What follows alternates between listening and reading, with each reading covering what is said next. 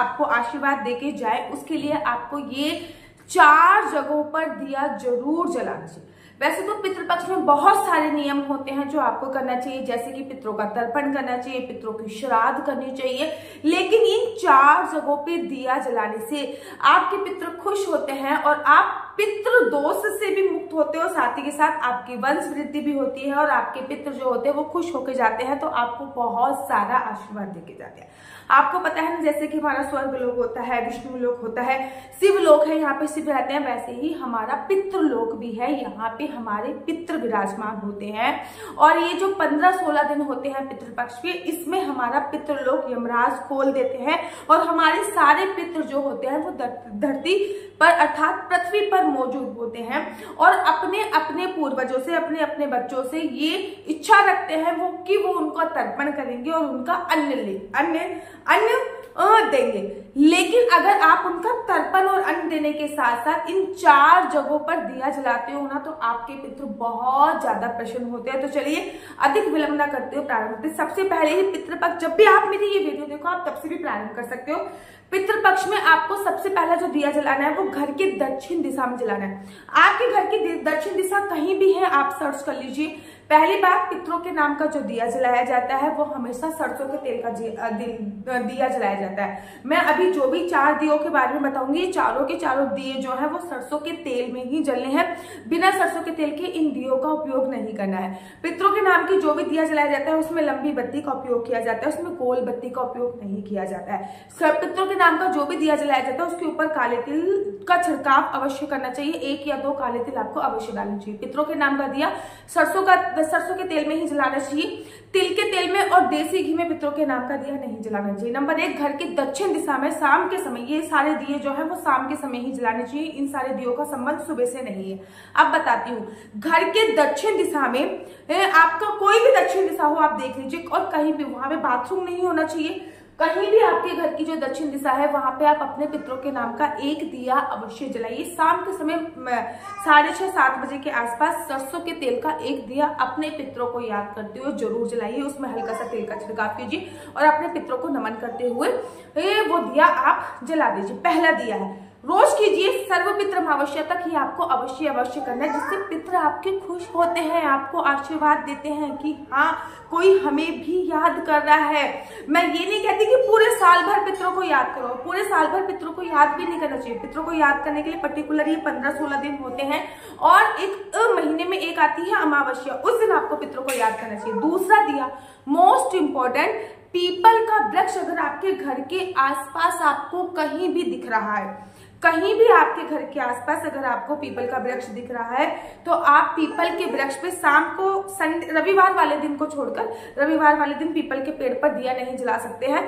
रविवार वाले दिन को छोड़कर आपको 6:30-7 बजे के आसपास सरसों के तेल का लंबी बत्ती वाला दिया हल्के से काले तिल को डालकर पितरों के नाम का जरूर और जरूर जलाना चाहिए। एक बात याद रखो, जब भी आप दिया जलाते हो तो उसके नीचे जरूर आसन दो, और इस समय जो आप आसन दोगे ना, सरसों के तेल का जो आप आसन दोगे वो आप दोगे काले तिल का आसन। तो इस समय पे आप काले तिल का आसन उनको जरूर और जरूर दीजिए। तो पहले नीचे काले तिल डालिए, फिर उसके ऊपर आप एक दिया जला दीजिए। साथ के साथ मतलब रविवार वाले दिन आपको पीपल के पेड़ पे दिया नहीं जलाना, बाकी आप कभी भी पीपल के पेड़ पे दिया जला सकते हो। अगर जो मैं पर्टिकुलर टाइम बता रही हूँ ना, उस टाइम पे जलाओगे तो बहुत ज्यादा सर्वोत्तम माना जाता है। तीसरा और मोस्ट इंपॉर्टेंट दिया जो आपको पितरों के नाम का अपना जलाना है, आपने अपने घर पे पितरों को कोई स्थान दे रखा होगा, यहाँ पे भी आपके पितरों की तस्वीर है, यहाँ पे भी आपके पितरों की तस्वीर है, उनके सामने आपको सरसों के तेल का दिया थोड़े से काले तिल डालकर जरूर जलाना होता है। ये 16 दिन तक आपको जरूर जलाना है, ठीक है ना। मैं ये कह रही हूँ कि आपको ये मेरी वीडियो 3 दिन बाद मिली है पितृपक्ष प्रारंभ होने की, आप तब से प्रारंभ कर दीजिए। आपको मेरी वीडियो 4 दिन बाद मिली, तब से प्रारंभ कर दीजिए। अगर आपको मेरी वीडियो सर्व पितरम अवश्य पे मिल रही तो आप 1 दिन का भी दिया जला सकते हैं, लेकिन ये दिए आपको अवश्य और अवश्य जलाना होता है। तो यहाँ पे भी आपके पितरों की तस्वीर है, आप वहां पर भी एक दिया अवश्य और अवश्य जलाइए, जिससे आपके पितर खुश होते हैं और आप से तृप्त होकर जाते हैं। लास्ट इंपॉर्टेंट जगह पे आपको दिया जलाना है, वो है अपने घर के मुख्य द्वार पर। शाम के समय घर के मुख्य द्वार पे दिया जलाने से माता लक्ष्मी तो प्रसन्न होती है, मैं तो पिछले 5 से 6 साल से जला रही हूँ।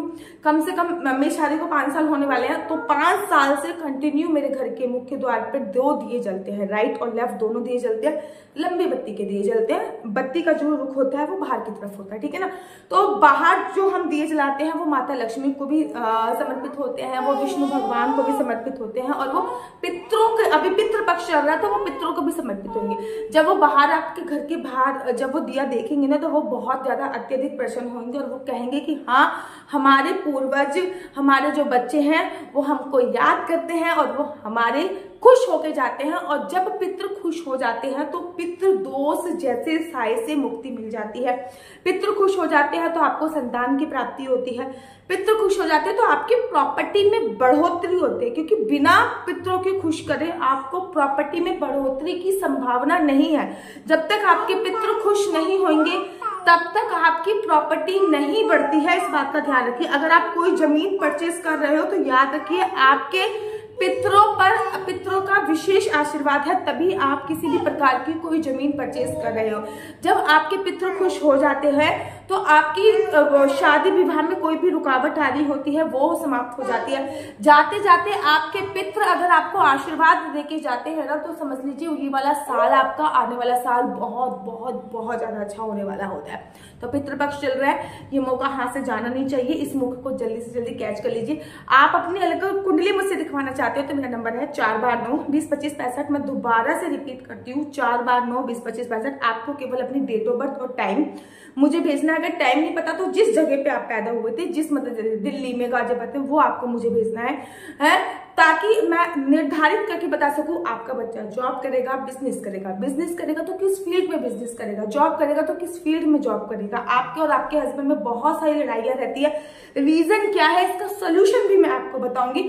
आपको अगर कंसीव नहीं हो रहा कि मेडिकल ट्रीटमेंट से कंसीव होगा या नॉर्मल कंसीव हो जाएगा, ये सारी जानकारी मैं आपको केवल और केवल कुंडली के माध्यम से प्रोवाइड कराती हूँ। कुंडली देखना बिल्कुल भी फ्री नहीं है, कुंडली देखने के थोड़े से चार्जेस हैं।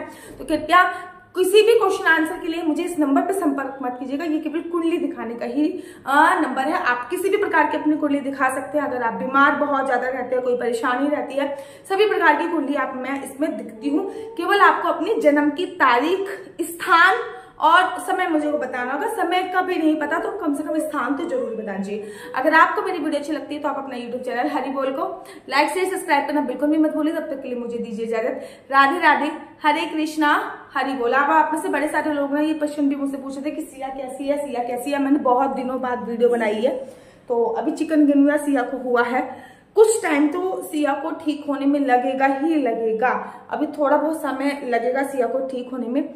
चिकनगुनिया हुआ है तो ऑब्वियसली बात है, जोड़े वोड़े में दर्द तो रहेगा ही रहेगा। हमने उसका एक टेस्ट भी करा दिया, क्योंकि वो बेहोश होकर गिर गई थी, तो इससे हमने एक टेस्ट भी करा दिया कि आखिर इसको कुछ प्रॉब्लम तो नहीं है। तो चलो अब ना नमस्ते कर दो बेटा, राधे राधे, नमस्ते कर दो, राधे राधे। आप लोगों ने बहुत सारा मुझसे पूछा बार बार सिया कैसी है, सिया कैसी है। सिया एकदम ठीक है, और आप सभी ने इतना सारा प्यार सिया को दिया, इतना सारा आशीर्वाद सिया को दिया, तो उसके लिए बहुत बहुत धन्यवाद। अब जब चिकनगुनिया हो गया है तो बच्चा होते होते होते होते ठीक हो पाएगा। सभी का बहुत बहुत धन्यवाद। और सिया राधे राधे कर दो सभी को, राधे राधे। और वैसे भी भगवान जी है ना, जिस पे भगवान जी का हाथ होता है वो, ये तो जिंदगी की समस्याएं हैं, आती रहेंगी जाती रहेंगी। तो चलिए आप मुझे दीजिए इजाजत। राधे राधे, हरे कृष्णा, हरि बोल। उन्होंने सिया को इतना प्यार सपोर्ट दिया, उसके लिए बहुत बहुत तहे दिल से मेरा बहुत बहुत शुक्रिया। आप लोगों की बहुत सारी ब्लेसिंग्स हैं, और मैंने कहा ना, दवाई में इतना असर नहीं होता जितना दुआ में असर होता है। और आप लोगों की दुआ से आज मेरी बेटी अपने घर पर है। आप लोगों का तहे दिल से बहुत बहुत शुक्रिया। राधे राधे।